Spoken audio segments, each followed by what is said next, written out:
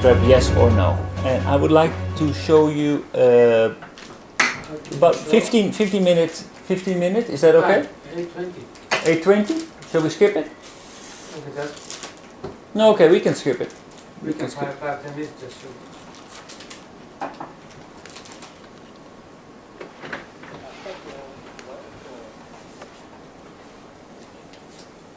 I'll speak for about 20 minutes and then I'll hand over to Paul to speak about some of the military and strategic aspects of this issue. Now, we obviously don't know the future, and because we can't accurately forecast the future, we tend to rely on extrapolations of trends or trend lines, especially when it comes to predictions about material power, that is economic power and military power in the main. Now, extrapolations of trend lines are not completely useless. They can be useful, but they're essentially a window into the past. They do not tell you what will be, they tell you what has been. Trend lines also do not tell you much about causation. In fact, they don't even really talk about causation. They don't talk about or imply, you cannot infer from them why something occurred and whether something is likely to continue into the future, or why something may change or why it may not. Now, like all of you, I don't have a crystal ball in my lounge room. So the approach I'm taking, and I think the approach we took in this article, was to basically analyse China in unexceptional terms, and that is, you analyse China in the way that you analyse the material power and prospects of any other country. We don't have any belief in things like cultural determinism. We don't think anything is inevitable about a certain country or a certain culture or a certain political system. We merely look at China in the same way we look at any other country. Now, the title of our article, Why China Will Not Become the Dominant Power in Asia. That's the title of that article. Paul, when I hand over, will talk about the military and strategic challenges and limitations faced by the Chinese. I will begin with the economic basis for why we think that this is the case. So let me begin with the widely accepted, I wouldn't say overwhelmingly accepted, but the widely accepted proposition that when it comes to economic power and the acquisition of national capability at least, time is on China's side. That all China really has to do is wait a couple of decades, as long as it doesn't do anything stupid, and the 1.37 billion people in their eyes will effectively determine the course of regional history. Now, in some respects, the trend lines say that this is so, but I will rely on economic reasoning to say why I don't think this is so. And while I'm not predicting economic disaster for China like some others might, the assumption that China will acquire the economic base to dominate Asia, short of American withdrawal, which I don't think is likely or conceivable, is pretty unconvincing in my view. So let me begin with the basics.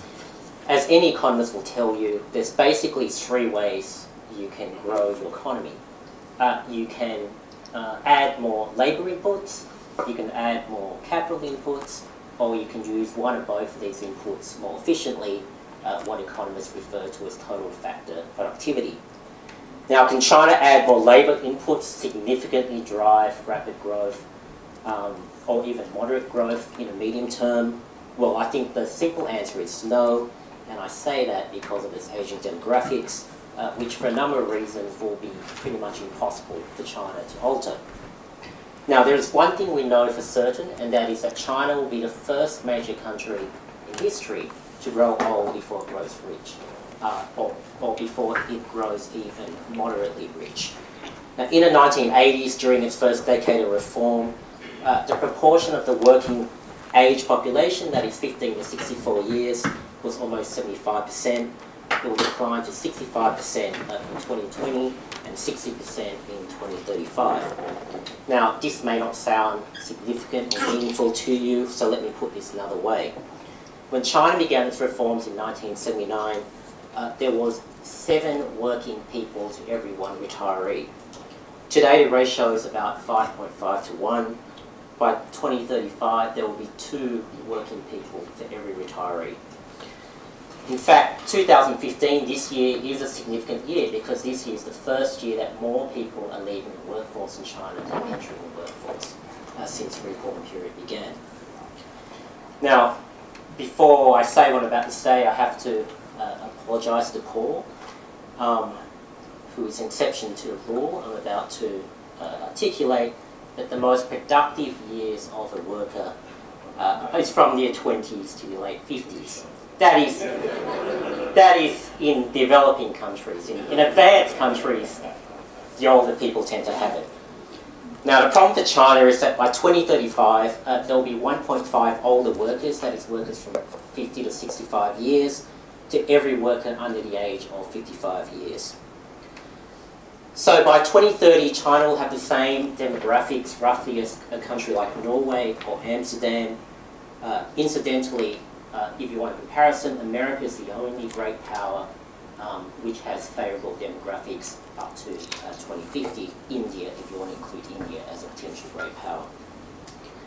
Now, bear in mind as well that only 1/3 of all urban residents, which is about half the population, urban residents are half the population, and less than 5% of rural residents have some form of pension fund, central, provincial, or local pension fund.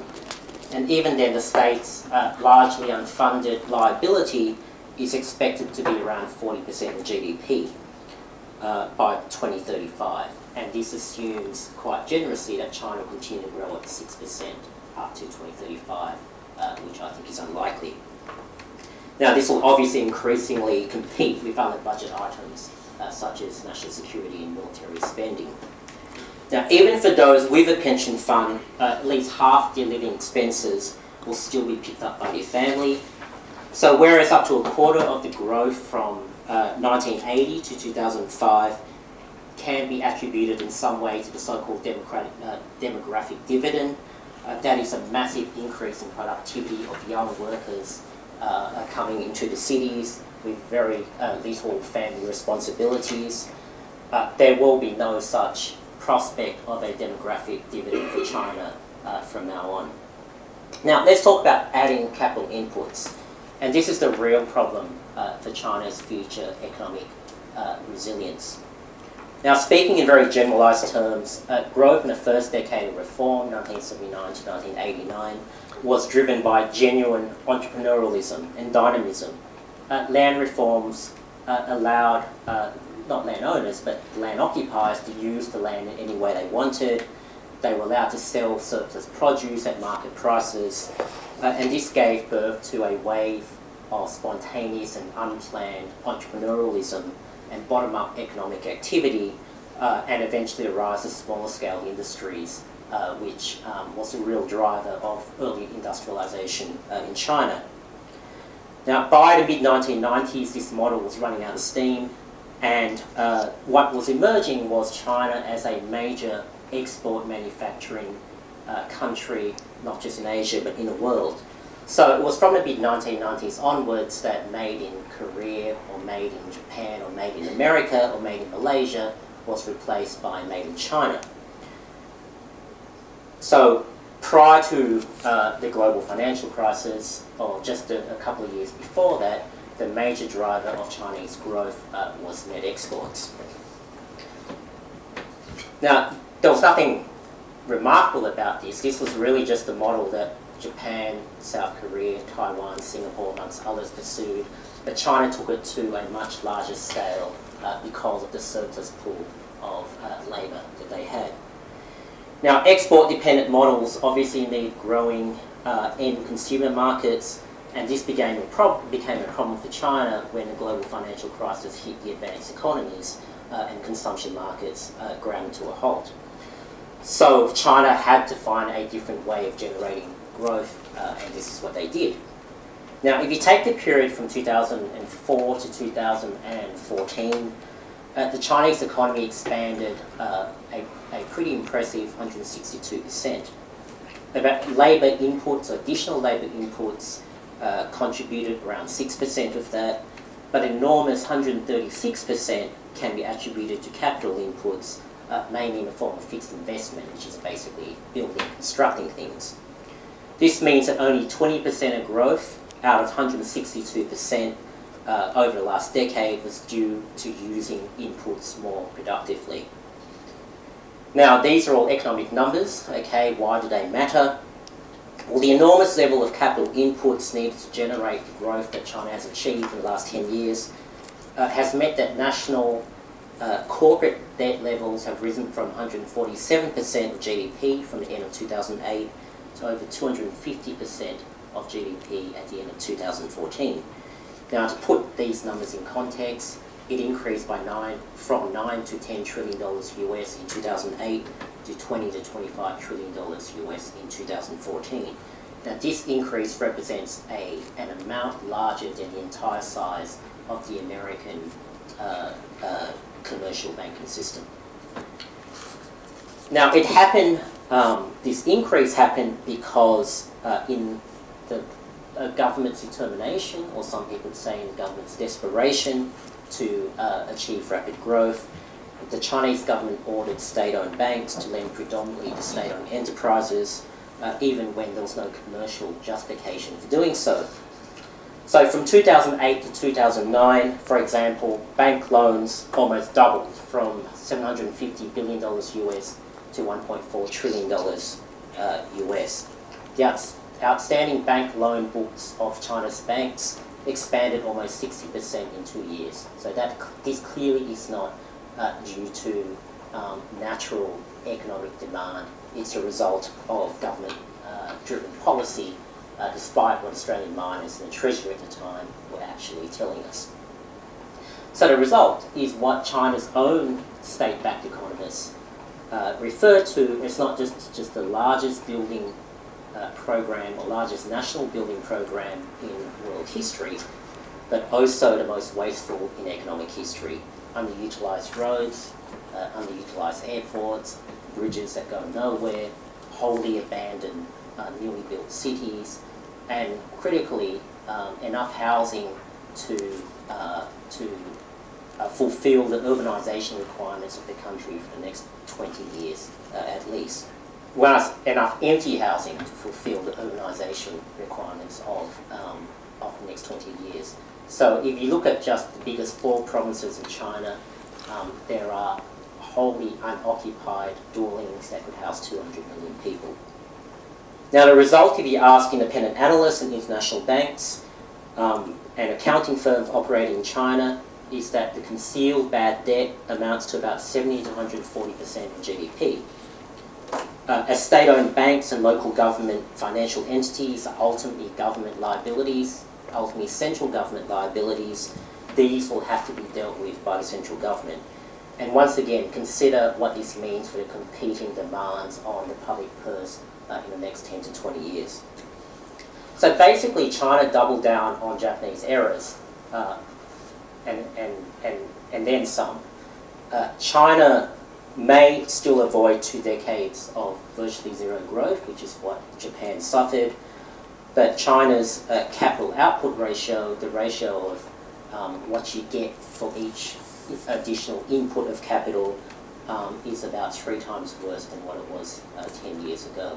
Incidentally, it's about 50 times worse than in India, which is generally seen as an extremely inefficient economy in terms of use of capital. Now, finally, can China use inputs more efficiently or more productively? And clearly, this is the only way ahead for China to grow its economic base that would be necessary for it to become the dominant power in the region.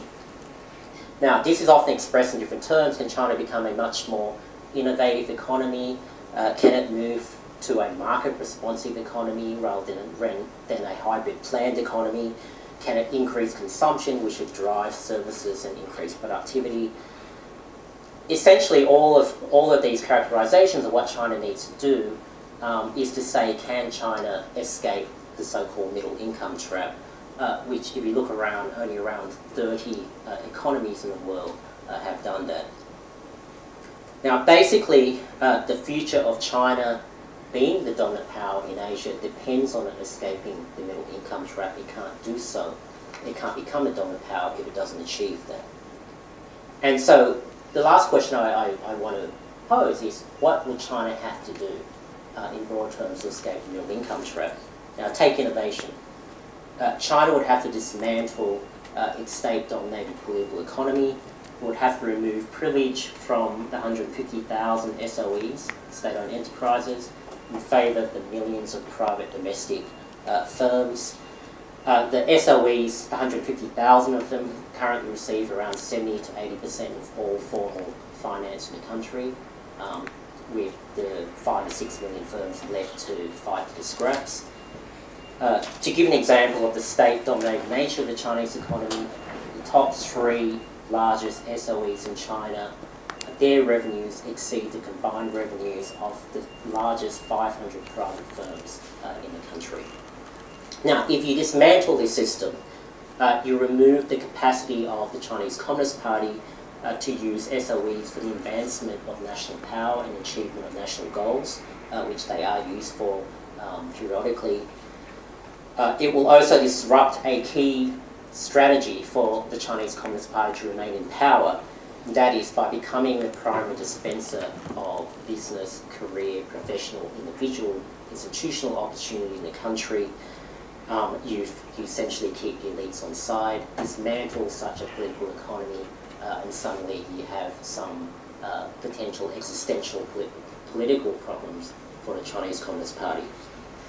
Now, to move to the next stage, China needs to build institutions. You look at all of the 30 or so countries, with the exception of a couple of oil-rich Middle East countries. Look at all of the 30 countries that have escaped the middle income trap.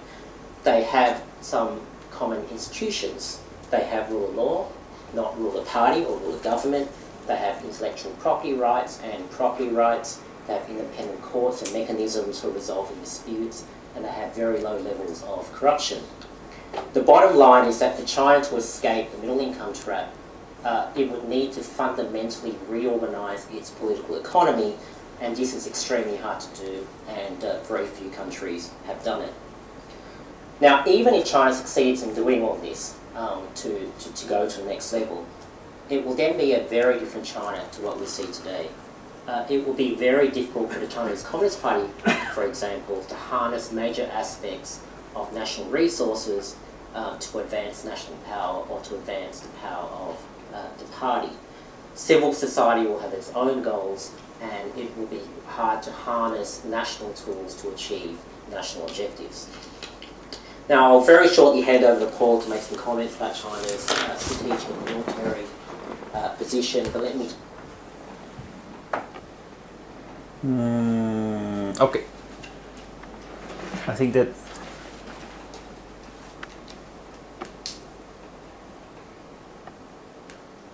is enough. Okay. I have a question. I'm sorry. SOE means what? State-owned enterprise. What is this? State-owned Owned enterprise. enterprise. So it's not a private company. It's a state-owned company. So what the speaker says. Okay, the past cannot tell or explain the future. He analyzed China as a regular country without taking cultural factors into consideration. A lot of analysts look at the unique factors that surround China, why China might be different than other countries, but the approach that they have chosen is to just look at China as any other country and analyze its merits. And he used the production function to analyze it. So the production function says that output is a function of labor, capital, and productivity. So how well you can combine these factors in outputting, in creating output. And he analyzed the 3 elements. So first, labor. If you look at the demographics of China, the one-child policy, you can say that China is about to incur in a very difficult period, where the number of young people, young workers that need to support elderly people grows from today 5.5 to 1. So 5.5 young workers need to support one elderly person. It will grow to 2 young people need to support one elderly person in 2035. And if you look at the pensions, actually there are no savings for pensions. So that means that the burden will have to be paid, will have to be carried in the future. So it's not only aging, but there are no reserves to actually pay for these elderly people. And it's estimated that it will take about 40% of the budget. If the economy keeps growing at a 6% rate, it will cost about 40% of government budget in the future to support elderly people. So that is huge. That is huge, and that will also mean that resources have to be reallocated from more productive ways just to support the elderly population. So labor it doesn't look good for China. So this labor is a difficult point. He is ignoring the fact that there are still 50% of the people work in the countryside and are not being utilized at the moment in very productive sectors. So I think that he's kind of estimating the effects that more labor market flexibility may have. But the demographics, the one-child policy will definitely take a serious toll. Second, capital. Basically, this is a major point of concern because if you look at how growth came about in the past, between 2004 and 2014, there was 162% growth.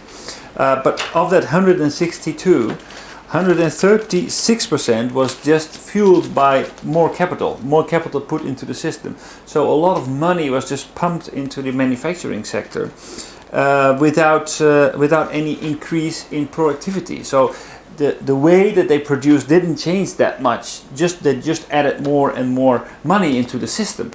And since it was not market driven but production driven, there was a lot of misallocation of money. A lot of money was driven into unproductive sectors and led to wasteful spending. There is a huge overcapacity in housing. A lot of infrastructure is being underutilized.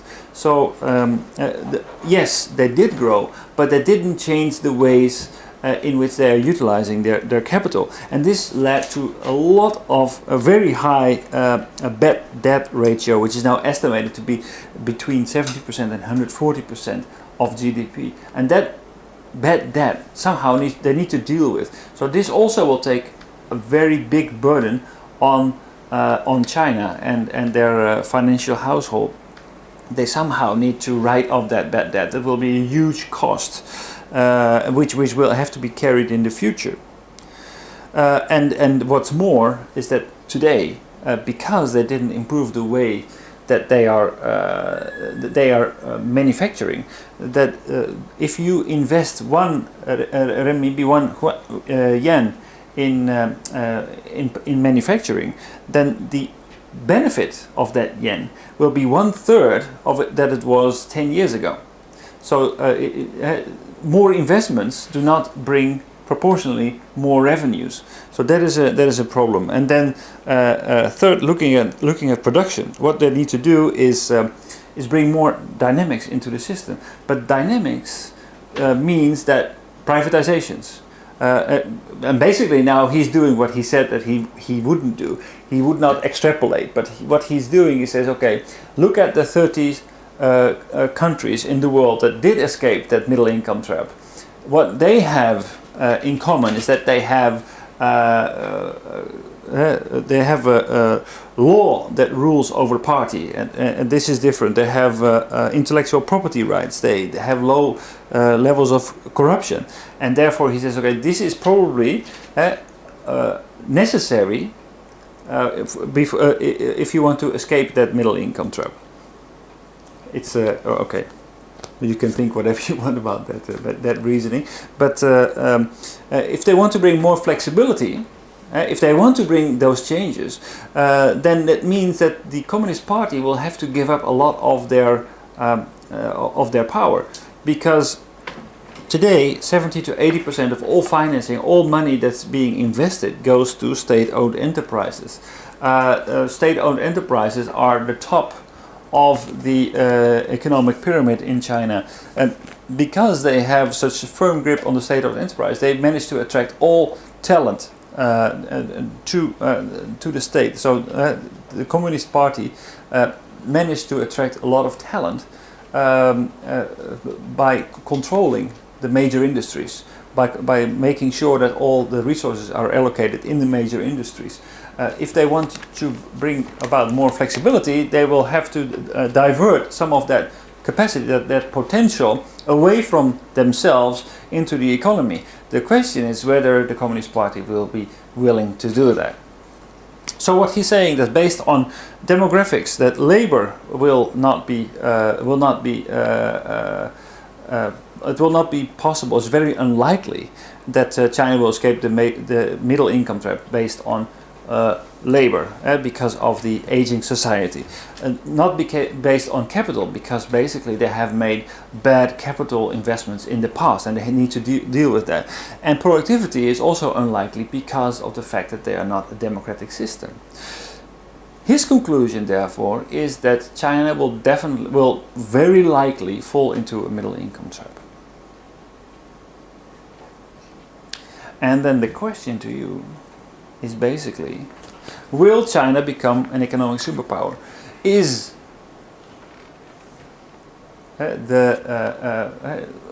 what we have been hearing so far, is that the reality?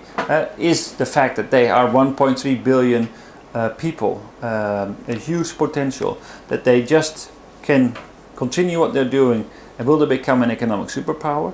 Or will they definitely fall into this middle income trap, and will China not be the economic success as they are often made out to be? Already, Nikkei newspaper's president announced a big, long message to Financial Times at the first news conference. Do you know that? Yeah, you mentioned about it Saturday. That. So, and currently they are doing discussion with some sort of strategy, grand strategy they are going building for both companies. But conclusion is obvious. So before the Financial Times journalist will leave the company, I try to contact those people to communicate with them. But still I'm looking for the connection, but I can't find that yet. Connection. 100% I'm sure key person will leave to Financial Times, to New York Times or Economist, and this is obvious. Yeah. This Nikkei newspaper, the journalists, very smart guys, but they are not so much heavy skilled compared to Financial Times people. Compared to reading, news, this content is completely different. I think that this is where Western companies may be a little bit different. In Western countries, diversity is appreciated, and we are basically work together with people of different backgrounds, different ideas, different skills, and we accept people's strengths and weaknesses, and we try to utilize it as much as possible. Whereas in Japanese society, it's more about being one team, being having the same people, the same skills, doing everything the same everywhere. The same. So if Japanese companies move overseas, they do exactly the same as they're doing in the Japanese market, completely ignoring the opportunities that the country in itself may have and the way that they're doing things over there that do not exist for nothing. It has a history. It relates back to the culture of the people that you're working with, but it's completely ignored and the Japanese model is implemented, and it's the Japanese way or the highway. The highway meaning that you're out, and that is really a missed opportunity, I think. Okay, this was concluding this economic superpower. Okay, how do you think? I think that yes, they will become a superpower. Just because I want to. Did you read last week Economist the article that I submitted on the Team Swingwire? No, you didn't. I did not probably. This Last week I. the Japanese all articles are very negative for recent, the Chinese economic growth and Chinese next couple of years, their economic and also many other, not good thing. You stay talking about the economists, completely different opinion. And economist opinion is say yes. And even if they said one point is real estate is crashed, but now is recovering. They said even though ghost town, even though empty building, even though useless sort of construction whatever, but they said it doesn't matter. But real estate is economy is going to recover. But the stock market is different. But stock market doesn't show the real economy. No. China is different, right? Not like America, not like Japan. So it doesn't worry about so much. No. And they said. I think the reality is that today the economy is completely different than it was 20, 30, 50 years ago. We were still thinking in terms of nations and things like that. But there is a huge opportunity in China. It's 1.3 billion people. Good ideas move very, very fast. Foreigners will move in. Capital will flow easily from one side of the world to the other. And there's 1.3 billion people, and I'm sure that a lot of good ideas, good people, and other resources and ideas will find their way to China and will utilize that opportunity. So basically the opportunity is there, and that the fact that the opportunity is there will be enough to actually overcome all these problems that we are seeing here. The other issues, I think, like Japan, America, they have tremendous amount of regulation. Like in Japanese cases, we have 10,000 regulations. Like farming or some manufacturing, lots of regulation. Their people sort of area cannot make investment or some restriction, some exception. Lots of things they have. So this is history. Like in Japanese case, 60 years, history. They're making a law and protection and so forth. But China, they don't have almost none. So they just free everything. And just only the Communist Party dominant market, and they try to manipulate lots of things, corruption, something like that. This prohibits a lot of things to step forward, but corruption is more easy to stop it. And also they said government-owned company, and this is just only the stop it, right? And just open the privatize, and then just solve it. The three major the government-owned company is top people. We're going to change two of those. One is still utilities still remain, but as time goes by, three of those disappeared anyway. So just privatize. So this is easier than European and Japanese company try to eliminate those restrictions. So at that standpoint, is they are more easier to step forward rather than like Japan. Japan, we try to, in the case of 20 years struggling economy. The reason is we have lots of restrictions. A good example, farming. Okay, just China decided, okay, big farming, the regulation is open. You can make big farming, you can do it instead of small farm business. And cooperate and privatize and cooperate, that they can do it. But Japan, they can't do that. So sort of things they have, Japanese, we have lots of obstacle to open the agriculture market. Or agriculture farming people go overseas, Japanese will going to support them? No, they cannot. But China is, what way around is okay, no obstacles they can do that. So that means they have lots of opportunity, potentiality they have. And depending on the Communist Party, that one problem is low growth rate, right? And low growth rate is prohibited. Communist Party's supporters will decline, and just only way try to those Communist parties supported by ordinary people just only grows. So this is just only the obstacle. So it means China government they're going to take another step forward how to encourage economic growth, so stimulus.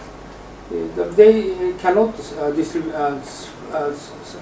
distribute money like 2008 years they did. No, they can do that because that caused a lot of problem next 5-6 years, right? So they cannot stimulus, financial issue.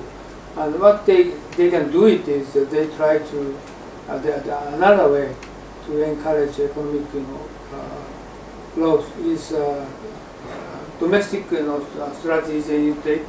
I always told land reform this year. They're going to take land reform, and they try to free to exchange real estate and encourage to sell and buy in real estate. And another one is they try to open the market to doing better business with Japan and America and export import. They try to welcome investment from overseas. But it's tough, given the fact that local governments still have a very big vested interest in the current land arrangements. Yeah, exactly, yes. But they just, Chinese central government, that's the only way they can do it, because just only focus on city, not countrywide. Just to focus attention. So put Yeah, a lot of pressure on a small point. city. So not overall, not all over the board, but Not all. just. And the first target is Chinese people say Guangdong. Guangdong area is most negative against central government. So Guangdong is just breaks the canton. They can go through all over the country, right? So Guangdong, Shenzhen is the first area, and they open the market. Just for one local government and central government. If possible, give them advantage. And this is the only way they can, keep 7 or 8% countrywide growth rate. Only way. Otherwise, the Communist Party cannot sustain their regime. They cannot. Deng Xiaoping said it's true. They saw all the way down to 30 years, Prime Minister, President keep the growth, lineage, keep the growth. But this is the only way. And also the 70th years anniversary military ceremony. Yeah. Now is Xi Jinping drastically slowed down. What is one phenomenon? Stop the ceremonial movie and they criticize and not anymore. They made for the 70-year ceremony, but movie itself is stop it. Government criticize that stupid just. And also the couple of TV channel is announced Japanese army was so brave and so great. 2 movies, 2 channels in Chinese the movie, Darren and the other one is Xi'an. The 2 movies announced. Formally prepared documentary movie. Japanese in army is so brave and so great, so strong. And Really? the Chinese, former soldiers complain. Current, Chinese movie, don't tell a lie. Chinese the army not so strong compared to Japan. Japan is so brave. 2 channels. This is Xi Jinping gives them, force them to do that. Then they're going to Tenchin birth is just they didn't think that, but this is the other reason. 70th anniversary we cannot so much emphasize on the great ceremony because of the Tenchin birth.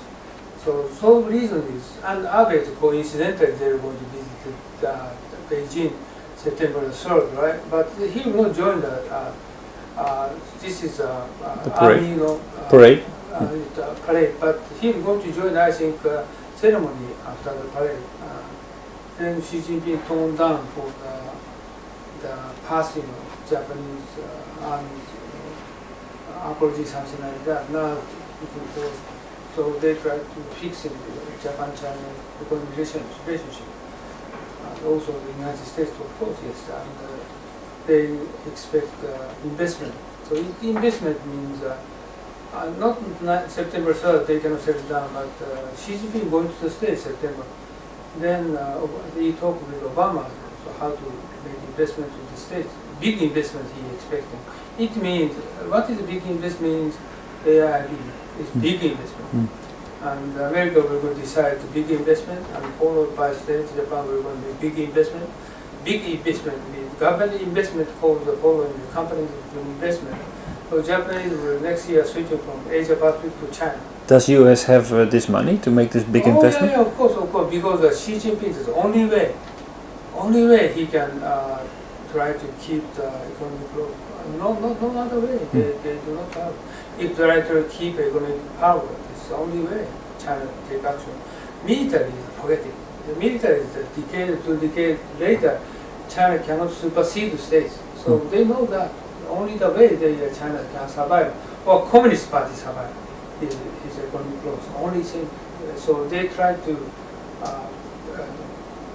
focus on corruption, military now, right? Number one, number two, number three. They try to already just sued already in the judge and the judge. Now they try to push it down military. If the Xi Jinping success, I think the economy will return next year. I think the only way. No way. So Korea will follow. Against Japan. But this is small boys. No way. North Korea, what happened? I don't know. That's a different discussion. Okay. So this one is, I think, that the China will going to sustain the economic superpower, or how we're going to call the China superpower? No, this is still, they cannot reach again to 7%. Maximum 3-4%. But still, yeah, Right? that's So, still a lot higher than it the means United States. 2030 is not 30% of the global economy, just break even the States and China. So America will keep 3% growth in the next 10 years. It means China is same. And China is 1.3 billion. No, this is 300 million population, not 1.3 billion. This is 1 billion population is looks like